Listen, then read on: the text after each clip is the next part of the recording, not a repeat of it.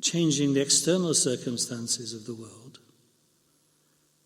is not enough, because there's a dimension of us, a dimension in human life, which in a way can't be found in material things, which can't be just traced back to cultural forms and cultural patterns, that there is in each and every human being something primordial, something in a way that goes deeper than the mere accidents of their personal life or the mere accidents of society and social arrangements. All religions finally take their stand on that there is something transcendental in human life, transcendental in the world, that there is a deeper reality. That deeper reality is, all religions agree, the very source of everything that's best about us. Now, Buddhism agrees with that. Buddhism say, therefore, that the way to happiness, the way to freedom, is to be found through cultivating our connection with that deeper aspect of reality, with that transcendental dimension.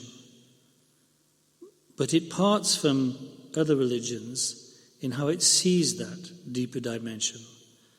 Because most religions feel that this world is created by a supreme being.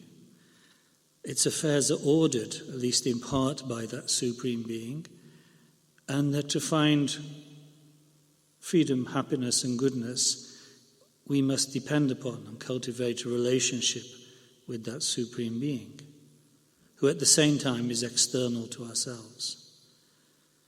So, most religions, therefore, are theistic. They see the world as issuing from a creator God, a supreme being.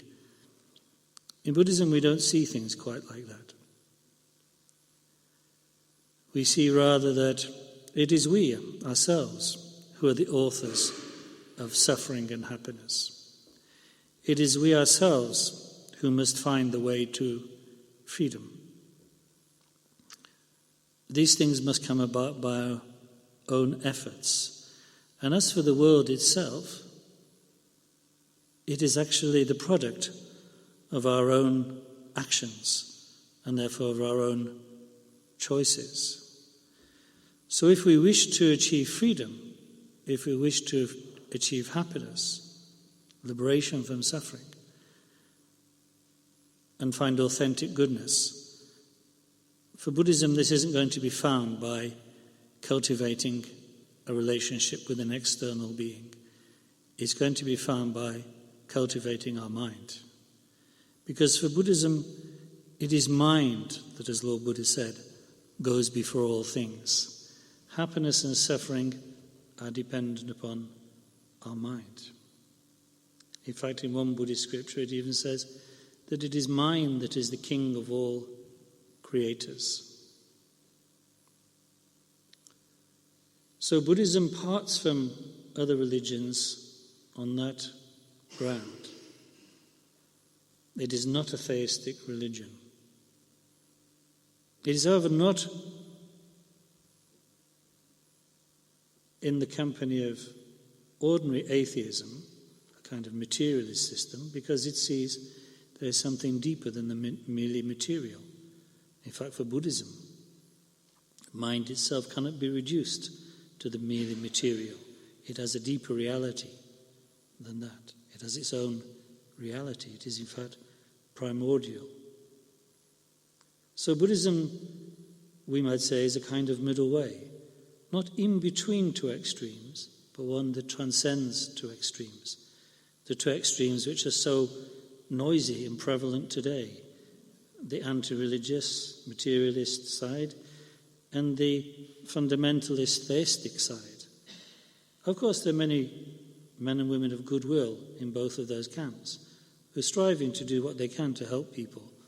But for Buddhism, the philosophies upon which they draw, those of materialism and theism actually in the final analysis are mistaken, are a misreading of our nature, of what reality is. And in saying that, we come to a very important point in understanding Buddhism. It's this.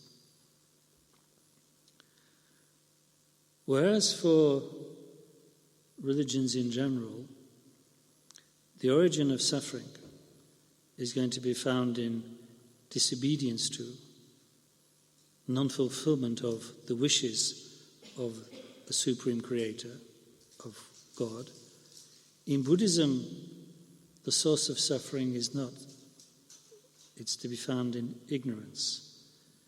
For Buddhism, that's the basis of all our problems, that we do not see, we do not experience reality as it is. In a sense, we are living continuously in a fictional made-up world, one derived from our misreading of the fundamental facts of existence, of mind itself.